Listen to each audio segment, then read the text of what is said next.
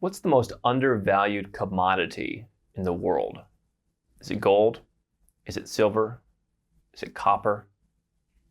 I'm going to tell you what I believe the most underpriced asset class is in this video.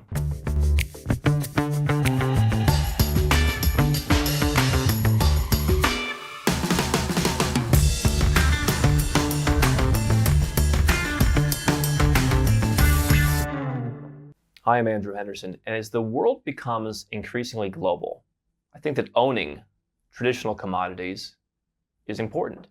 Diversification is important.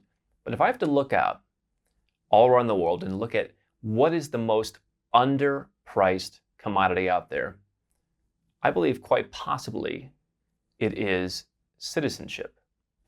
I say that because as I watch videos from Gary Vaynerchuk, he talks about the concept of underpriced attention. The idea that buying an ad in the Robb Report is overpriced. It might work, but you're paying too much. Whereas buying a Facebook ad to reach the same person could be underpriced. You're getting more value. In the same way, very few people are taking into account citizenship as a commodity. We think of it as something that we have, something that we're born with. Perhaps if we moved to another country, something that we got in exchange for living there. But what the ultra high net worth individuals in the world have realized is that citizenship is indeed a commodity that can be obtained, can be purchased, and can be used to ensure that you have a better life. You see, the world is more global than ever. When people ask me about how the offshore world has changed in the last 5, 10, 20 years, what I tell them is that the world itself has changed. When you look just 20 or 30 years ago, where was China? Where was India? Where were many of the countries that you now know very commonly today? What was Dubai 30 years ago? The world has changed dramatically, and with that has means that many more countries now have good travel passports. Many more countries are now places where you would feel comfortable living. On the other hand, the Western countries, the ones that were always the envy of the world, now have increasing numbers of people who say, we hate the rich. We hate capitalism. We don't like people who have money. And so the ultra high net worth individuals have recognized this, but I believe that the everyday 6- and 7-figure income earner is the next group who should realize this as a valuable commodity. The fact that you can come to someone like me and for $5,000 or $10,000 turn on a residence program somewhere in a country where you may not even need to spend very much time, and then you can sit back and wait 3 years, 4 years, 5 years, 7 years, and then you can go and you can collect citizenship in that country that gives you the power and the privilege to be able to move to that country, escape to that country, live, raise your kids, study, travel on the passport of that country, to me is incredibly valuable. The fact that you can go out and donate $100,000 to a country and do that in 3, 4, 5 months, also incredibly valuable, and something that everyone who is successful should consider, because you never know what's going to happen in your home country. Having one passport in an increasingly global world where dynamics, politics, economies are changing, to me is very dangerous. What you want is you want to have a pathway to having a second citizenship. And when I say things might go wrong in your country, I'm not talking about riots, I'm not talking about nuclear war, I'm not talking about famine. Those potentially are very minor things that could happen. What I'm talking about is people like you may no longer be welcome. If you're successful and you live in the West, you are increasingly unwelcome in your own country. And just as your ancestors moved from another part of the world to be where you are now, perhaps you will want that opportunity.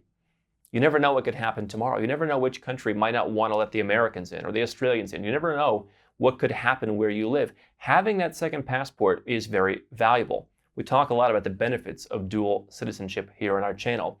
But as a commodity, the ability to have freedom to travel, freedom to live, freedom from all of the problems that could happen where you are now, freedom to avoid high taxes, freedom of all of the benefits of dual citizenship, and that could start with you simply setting up a residence somewhere and paying a few $1,000s, perhaps depositing some money in another country's bank, perhaps buying a piece of real estate that you could use as a second home, making a donation to a country, becoming an investor in that country. The fact that those things could put you on the track makes citizenship to me the world's most underpriced commodity because so few people in the general population are talking about it. It's not viewed as a commodity. Some people will say that's vulgar. It's not something that should be bought or sold or traded. But the reality is, it is, because you have a whole world of people who want to make sure they're protected. They want to make sure they have the opportunity to be free and to prosper. If you look at the trajectory of prices of citizenship, whether it's citizenship by investment programs, I remember in 1994, the New York Times wrote an article about how citizenship in Peru could be acquired for $25,000. Not long after, you could acquire citizenship in Belize for $40,000. Grenada, the island, similar price. Grenada came back with the program a few years ago. It's now $150,000 to $200,000, depending on how you play it. So prices in this space are going up. Meanwhile, countries around the world, like Singapore, 10, 15 years ago, you could have come here and easily become a citizen. Now, it's practically off limits. Other countries have followed that same track. They are making fewer and fewer good opportunities. But if you acquire a citizenship now, I believe that that citizenship will only rise in value because, in general, the power of each country's passport is rising. For every country except the Somalias and Irans of the world, countries are getting more and more visa-free travel. The world is opening up. The competitive edge that a US or European or Australian passport has above the rest of the world is no longer that great. This is a chance to look at citizenship as a commodity that you can use as a tool in your tool chest to make sure that you're always safe, to make sure your family's always protected and always prosperous. And if you do that, I believe it just might be the most underpriced asset right now.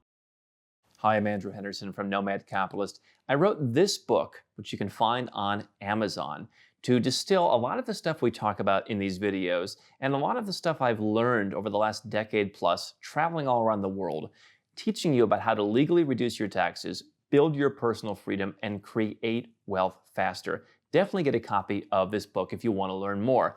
Now, if you want to watch more videos, make sure you subscribe to our channel and make sure you click the notifications bell so you never miss one of our new videos with more tips on how to go where you're treated best. And if you're already a 6- or 7-figure entrepreneur and you'd like to put these strategies in place for yourself, go to nomadcapitalist.com and learn about how I can help you.